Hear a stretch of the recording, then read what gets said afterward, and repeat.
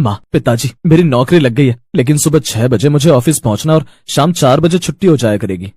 अगले दिन से ही अर्जुन की माँ को सुबह 5 बजे उठकर उसके लिए नाश्ता बनाना पड़ता था, तब जाकर वो काम पर जा पाता था। उसकी माँ बेचारी बूढ़ी थी, जल्दी उठने में तकलीफ होती थी, इसीलिए एक रोज अर्जुन की माँ, अब जल्दी से इसकी शादी कर देते ताकि वो सुबह उठकर खाना बना दिया करेगी।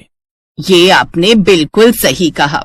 कुछ महीनों बाद अर्जुन की शादी नेहा नाम की एक लड़की के साथ हो गई। जैसे वो ब्याह कर अपने ससुराल आई, वैसे ही उसकी सास ने कहा, बहू, आज से इस घर की और रसोई घर की जिम्मेदारी तेरी। अपनी पहली रसोई की रस्म अदा कर। ठीक है सासू माँ। नेहा किचन में गई तो उसे कुछ भी समझ में नहीं आ रहा था। मैंने आज तक किचन में कदम नहीं रखा, सारा काम मेरी भाभी कर दिया करती थी, कहाँ से शुरू करूँ, कुछ समझ में नहीं आ रहा। ऐसा करती हूँ, एक कढ़ाई में जल्दी जल्दी सब्जी बना लेती हूँ, कुकर में चावल उबालने को रख देती हूँ, फिर रोटी बना लूंगी। किसी तरह उसने खाना बनाया, सब एक साथ बैठकर खाने लगे। नेहा, तुमने चावल में नमक डाल दिया है और सब्जी में डाला ही नहीं। अरे तो सब्जी चावल मिक्स करके ही खाना है ना, फिर कौन सा पता चलेगा कि नमक सब्जी में था या चावल में। रहने दे बेटा, शादी में थक गई होगी बेचारी, इसीलिए गड़बड़ हो गई होगी। हाँ अर्जुन बेटा, तेरी माँ बिल्कुल सही कह रही है। किसी तरह सबने खाना खाया और अपने अपने कमरे में चले गए। सुहाग रात की अगली सुबह अर्जुन ने नेहा को 5 बजे ही उठा दिया। अरे नेहा, जल्दी से उठ जाओ, मेरे लिए खाना बना दो। इतनी जल्दी तो मैं आज तक नहीं उठी। तुम अपने ऑफिस की टाइमिंग बदल लो ना। वो कंपनी मेरे पिताजी की नहीं है ना। चलो जल्दी से उठ जाओ, वरना मुझे लेट हो जाएगा। मैं तब तक नहा लेता हूँ। अर्जुन नहाने चला गया। इधर नेहा बिना नहाए नींद में ही किचन में जाकर खाना बनाने लगी। हे भगवान, यहाँ तो आते ही मुझ पर जुल्म होने लगे। मैं जब मायके से सोकर उठती थी, सारा खाना भाभी बना लेती थी, मुझे कुछ करना ही नहीं पड़ता था। यहाँ तो ये लोग मेरी हालत खराब कर देंगे। नेहा ने किसी तरह खाना तो बना लिया, लेकिन अगले दिन फिर उसे 5 बजे उठना पड़ा। तो इस तरह हर दिन सुबह जल्दी उठने में उसे बहुत तकलीफ होती थी। इसलिए 4 दिन बाद ही, सासू माँ, ससुर जी, मुझे अपने मम्मी पापा की बहुत याद आ रही है, मैं उनके पास चली जाऊँ? तुम चली जाओगी तो सुबह सुबह मेरे लिए खाना कौन बनाएगा? जाने दे बेटा, नई नई शादी हुई है, माँ बाप की याद सता रही होगी, 1-2 दिन की तो बात है। मायके जाने के नाम से नेहा इतनी खुश हुई कि 10 मिनट के अंदर उसने अपना बैग पैक किया और मायके निकल गई। अरे नेहा, अभी 4 दिन पहले तो तेरी शादी हुई थी, इतनी जल्दी मायके आ गई? अरे क्या करूँ भैया, आप लोगों की याद आ रही थी तो मुझसे रहा नहीं गया। भाभी, बहुत जोर की भूख लगी है, जल्दी से मेरे लिए कुछ बना दो। ठीक है नेहा, मैं तुम्हारे लिए जल्दी से मैगी बना देती हूँ। अब नेहा एक बार फिर से मायके में अपनी भाभी के सहारे जिंदगी काटने लगी। वहाँ उसे कुछ नहीं करना पड़ता था। 1 हफ्ते बाद अर्जुन ने उसे फोन किया। नेहा, 1 हफ्ते से ज्यादा हो गए, अभी तक तुम नहीं आई। माँ बेचारी बूढ़ी हो गई है, वो 5 बजे उठकर खाना नहीं बना सकती। हाँ, आ जाऊंगी। शादी के पहले क्या आपकी जिंदगी नहीं चलती थी? इतना बोलकर नेहा ने फोन रख दिया। ऐसे ही धीरे धीरे 15 दिन बीत गए। जब नेहा नहीं आई तो अर्जुन खुद उसे लेने पहुँच गया। अंकल आंटी, आप लोग समझाइए अपनी बेटी को। 4 दिन हुए नहीं थे कि अपने मायके आ गई, 15 दिन से यहीं पड़ी हुई है। मुझे सुबह 6 बजे ऑफिस जाना होता है, अब मैं खुद तो खाना नहीं बना सकता ना। बेटी, अर्जुन तुझे लेने आया है, अब जा, और जब भी तुझे हमारी याद सताए फिर चली आना। जब उसके माता पिता भैया भाभी ने जोर दिया तो वो अर्जुन के साथ अपने ससुराल एक बार फिर से वापस आ गई। अगली सुबह 5 बजे फिर से अलार्म बजने लगा।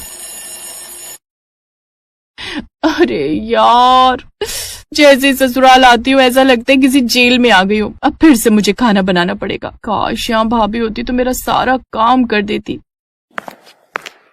किसी तरह नेहा ने खाना बनाया और अर्जुन काम पर निकल गया। उसके जाते ही नेहा फिर से बिस्तर पर लेट गई। दोपहर को उसकी सास अर्जुन के ढेर सारे कपड़े लेकर उसके पास आई। अरे बहू, ज्यादा सोना सेहत के लिए अच्छा नहीं होता। ये लो, अर्जुन के कुछ कपड़े हैं, मैंने धो दिए हैं, तुम बस इन्हें इस्त्री करके रखना। अरे सासू माँ, जब आपने कपड़े धो ही दिए थे तो इस्त्री भी आप ही कर देती। मुझे सोने दीजिए ना, बहुत जोरों की नींद आ रही है। बहू, मैं इस्त्री कर देती, लेकिन मेरी आंखें बूढ़ी हो चुकी हैं, मुझे ठीक से दिखता नहीं। अगर कपड़े जल जाते तो आलस मत करो, जल्दी से कपड़े इस्त्री कर दो। ये उसके ऑफिस के कपड़े हैं। ठीक है सासू माँ। बड़ी मुश्किल से 1 घंटे बाद वो उठी और कपड़े इस्त्री करने लगी। नेहा को अपने ससुराल में सिर्फ सुबह उठकर खाना बनाना पड़ता था और दिन में छोटे मोटे काम करने पड़ते थे। इसके अलावा कुछ नहीं करना पड़ता था। फिर भी वो अपने ससुराल में 3-4 दिन में ही परेशान हो जाती थी। 4 दिन बाद एक बार फिर से वो कोई बहाना बनाकर अपने मायके पहुँच गई। अरे नेहा, तुम तो 15 दिन तक यहीं थी, 4 दिन बाद फिर से आ गई। तुम्हारे ससुराल वाले क्या सोचेंगे? अरे भाभी, जिसे जो सोचना है सोचने दो, मैं वहाँ 4 दिन से ज्यादा रुक ही नहीं पाती। अब जल्दी से मेरे लिए मिल्क शेक बना दीजिए, बाहर बहुत गर्मी थी। तो इस तरह ये नेहा का अब रोज का काम हो गया था। 4 दिन अपने ससुराल में रुकती और 15 दिन अपने मायके में। एक रोज अर्जुन ने अपने माता पिता से इस बारे में बात की। माँ, पिताजी, शादी करके क्या ही फायदा हुआ? सिर्फ 4 दिन ही मैं सुबह खाना ले जाता हूँ, बाकी के दिन मुझे बाहर ही खाना पड़ता है। इस उम्र में आप खाना बना नहीं पाती, इसीलिए रात में भी मुझे होटल से खाना लाना पड़ता है। कपड़े बिना इस्त्री किए हुए पहनकर जाना पड़ता है ऑफिस। ऐसा करता हूँ, नेहा को तलाक दे देता हूँ। ये सुनकर अर्जुन के माँ बाप घबरा गए। नहीं बेटा, ये सब करके कोई फायदा नहीं, हमारी ही बदनामी होगी। मैं समधन जी से बात करती हूँ। अर्जुन की माँ ने नेहा की माँ को फोन किया और उन्हें सारी बात बता दी। नेहा उस समय अपने मायके में ही थी। अगली सुबह, सासू माँ, ससुर जी, नेहा, कुछ दिनों के लिए मुझे अपने मायके जाना होगा, कुछ जरूरी काम आ गया है। हाँ हाँ बहू, तू 1 साल से मायके नहीं गई, आराम से जा। नेहा की भाभी अपने मायके चली गई। उसके भाई को काम पर जाना था, इसलिए उसने नेहा से कहा, नेहा, तुम्हारी भाभी मायके गई है, मुझे काम पर जाना है, जल्दी से खाना बना दो। मुझसे अच्छा खाना तो मम्मी बना लेती है। मम्मी, भैया के लिए जल्दी से खाना बना दो और मेरे लिए भी। उसकी माँ कुछ नहीं बोली, उसने खाना बना दिया। लेकिन शाम को अचानक नेहा के माँ बाप बुरी तरह बीमार पड़ गए। उनकी जोर जोर से सांस फूलने लगी। डॉक्टर को बुलाया गया। आपके माँ बाप की तबीयत बहुत खराब है, इनका ब्लड प्रेशर बहुत बढ़ चुका है। गर्मी का मौसम है, इसीलिए सुबह 5 बजे इन्हें नमक और चीनी का घोल पिलाना, 6 बजे नींबू पानी पिलाना, 7 बजे ये ग्लूकोज पिला देना। उस दिन के बाद से नेहा को ही सारा काम करना पड़ता था अपने मायके में। उसकी भाभी थी नहीं। माता पिता की सुबह 4 बजे उठकर ही सेवा करनी पड़ती थी। भाई के लिए भी खाना बनाना पड़ता था। कुछ ही दिनों में वो इन सब से परेशान हो गई। पिछले 1 हफ्ते से जितना काम मैं अपने मायके में कर रही हूँ, इतना काम तो मुझे अपने ससुराल में भी नहीं करना पड़ता था। ऐसा करती हूँ, ससुराल चली जाती हूँ। लेकिन जैसे ही नेहा ससुराल पहुंची तो बाहर ताला लगा हुआ था। उसने तुरंत अपने पति को फोन किया।